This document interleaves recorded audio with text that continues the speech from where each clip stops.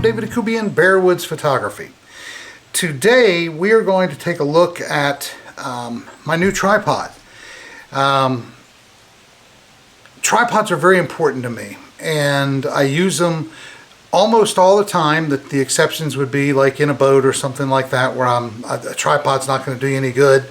But I use tripod for all my landscapes, the majority of my bird photography, anytime that I need the stability in an image.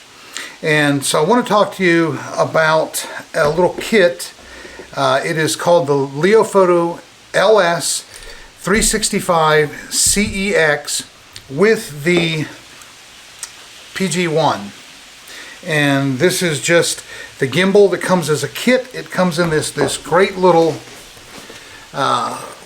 guitar case type thing, and nice and padded, so it's easy to transport, it's easy to carry around. It's got a shoulder strap as well. Inside there, along with the tripod and the gimbal, are going to be all the little tools you need, a long lens plate, and some ice spikes. So I want to talk to you first about things that I need in a tripod and why this tripod and this gimbal head appeal to me. First and foremost, I need good functionality with a tripod. It's got to be able to perform the things that I need it to perform. It's got to be steady, it's got to be sturdy, it's got to be a great base. That's what a tripod is. I have fallen in love with leveling heads, and I've looked at tripods before that had the built-in leveling heads, and they've been very, very heavy. The ones that are lighter are too short. So I need a tripod that is light, a little over 4 pounds, gimbal head that's just over 2 pounds, together 6.5 pounds. But I need it to be able to go to my eye level or taller. And the reason that I want it to be a little bit taller than eye level is if I'm standing on a hill and that front leg has to be down and the back legs can be a little bit shorter, I'm not going to sacrifice the stability. It's going to give me that, and I'm still going to be at eye level. This one does that. Fully extended out at 61 inches. Up until the other day when I first tried this, I thought I was 5'8", a little bit taller, but I'm finding out that I'm in actuality about 5'7". So I've shrunk. Gravity has pulled me down and out.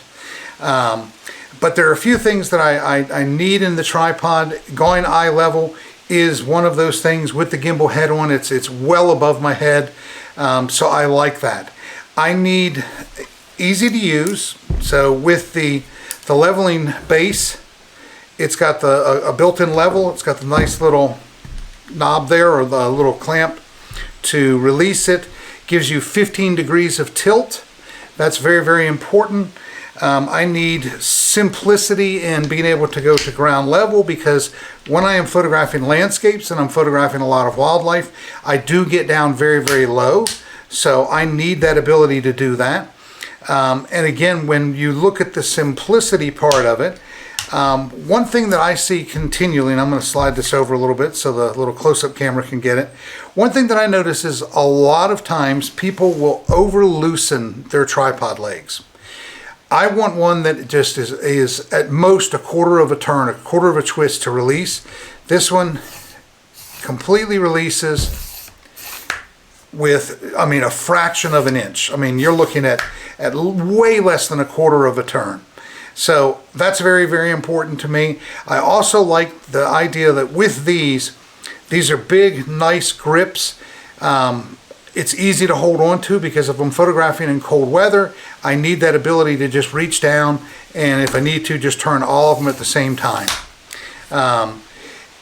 The legs are very, very sturdy. The upper leg section is 36 millimeters. So 36 millimeters, then it steps all the way down. That bottom leg section is 22 millimeters, which is phenomenal.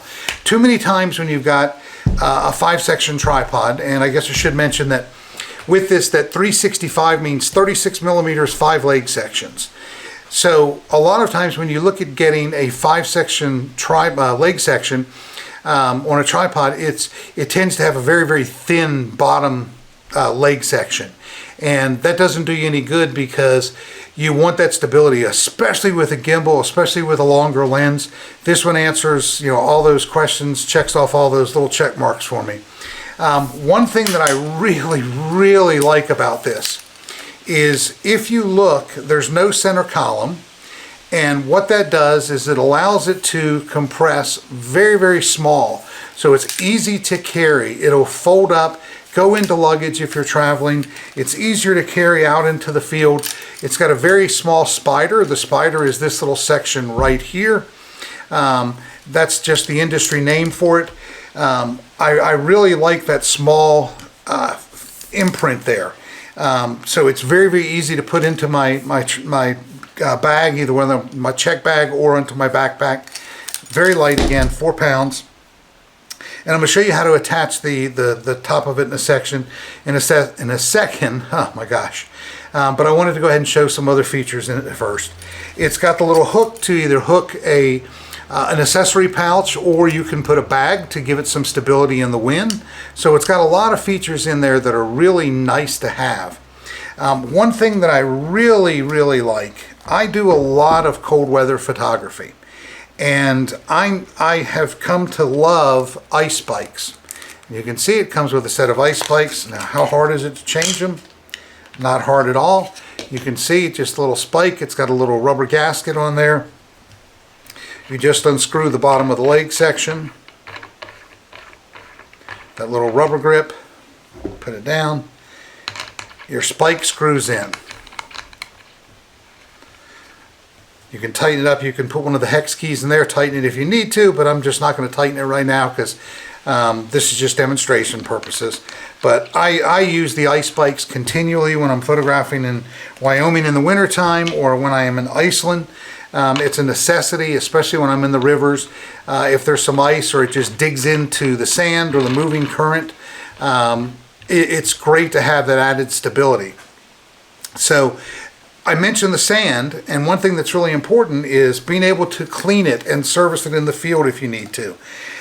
Even though it only takes a little bit of a twist to open that, the threads on that section there are about 1 inch long. So it's really going to be tough for stuff to get into there to mess up the legs. It's easy to clean. They come off easy. You wipe them down, clean it, put them back on, but they stay very clean by having that additional space there. So those are all things that are very important to me. 3/8 inch screw, so it's a standard 3/8 by 16. Everything on it is industry standards. Now let's go ahead and take a look for a second at attaching the gimbal head, and I'm doing this while I'm sort of flying blind here with it, but it just simply screws on. All right. So the first thing I'm going to want to do is I'm going to want to take a look at, let me tighten my leveling base. If I know that I'm going to be leaving it attached, one thing that you don't want is the head to twist when you're not intending it to. You've got your long lens on there. You don't want it to twist. So there are some screws. If you look right here, there's a little hex screw, and you just simply take that Allen wrench, that hex key, screw it in, and there's 3 of them, so it keeps it level and even tension all the way around. You're not going to torque them down. You just want to tighten them up just a little bit to prevent it from twisting. And easily done. And just simply put that hex key back in. You'll notice there's some other hex keys. One's a standard one that almost all the L brackets or whatever will carry that same plate. Then you notice there's 2 bigger ones. That is to tighten the leg sections if it starts to get loose at all. Whenever you're using a tripod in hot and cold, switching back and forth, those legs can loosen up a little bit. So this gives you the ability just to tighten them in the field if it gets a little floppy or something. So now let's take a look. One of the first things you're going to do is I showed you the bubble level that is on the tripod. If you notice, there's also one on top of the gimbal as well. So the first thing you're going to do is you're going to balance out that gimbal, make it level, get that bubble level just perfect, tighten it down a little bit, and cover that back up. Then you've got the swing arm, and I'm going to orient it on this side over here, But before I do, let me just show you one other feature on this side. This little piece here loosens. This is the platform. It's almost out of the picture, so let me see if I can lower it just a little. I'll hold it down a little bit lower there. This is the platform.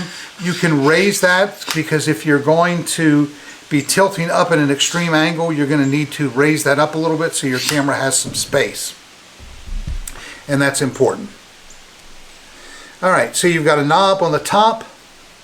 Let me see, I'm going to have to get that down a little bit lower so you can see all that I'm doing here.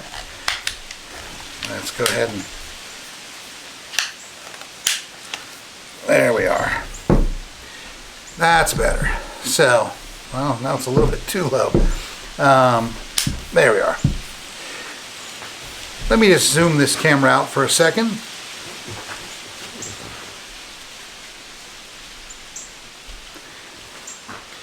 Alright, so I zoomed it out a little bit. Now you can see it a little bit better.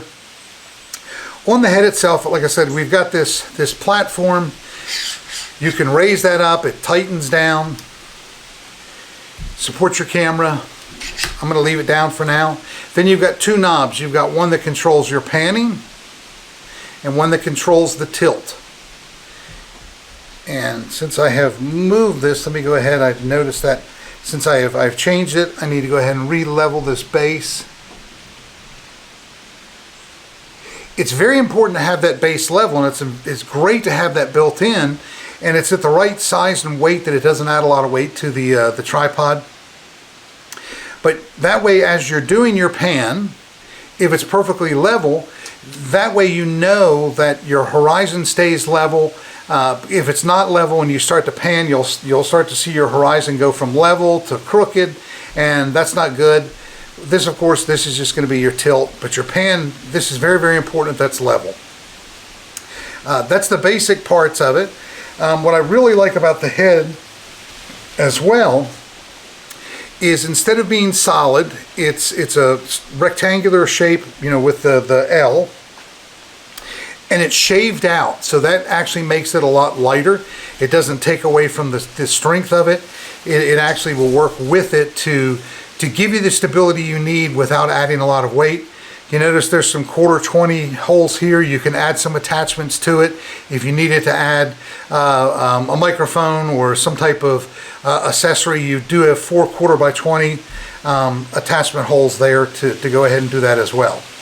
I'm going to pause the video for just a second, and I'm going to go in and get the camera.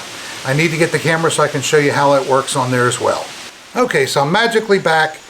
We are going to demonstrate using my Sony A1 with the battery grip and the 150-500 from Tamron. And you just simply place, this has a tripod collar with the plate in it built in. You simply place that in. Actually, what I'm going to do, because I orient it the other way around typically, I'm going to put it on this side and I'll show you why. You can do it either way that you want to. I'm going to go ahead and set that tripod collar down into that plate, and I'm going to just simply close it up for a second.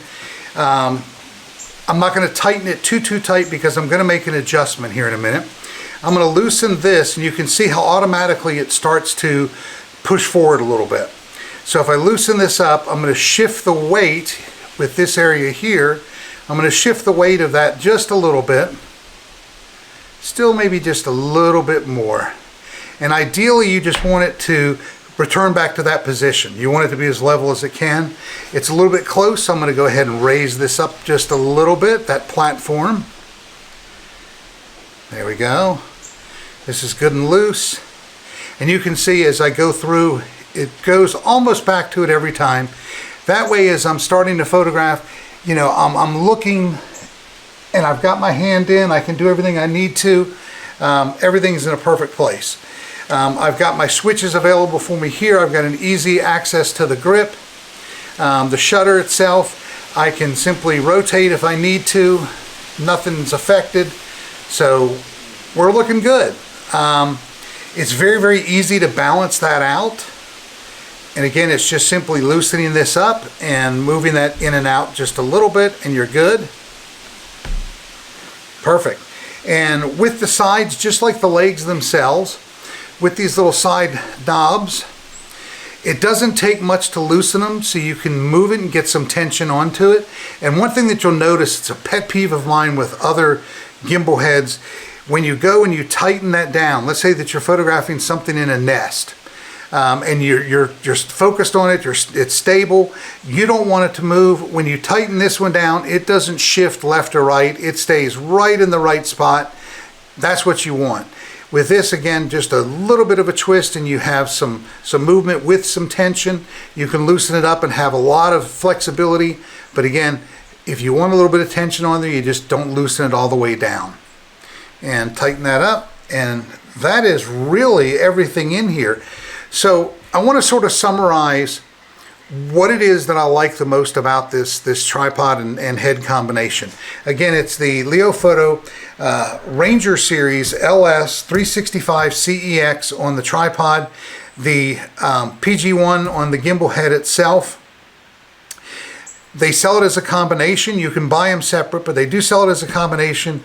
Runs about $950, somewhere in that area, so it's very, very affordable, especially for the quality that you get. The machining, once you get your hands on it, you'll really feel how good the machining is. Let's talk about the quality of the legs and everything for a minute. I was sort of interested when I found out, let me pull up my phone here because I want to make sure I get this part right.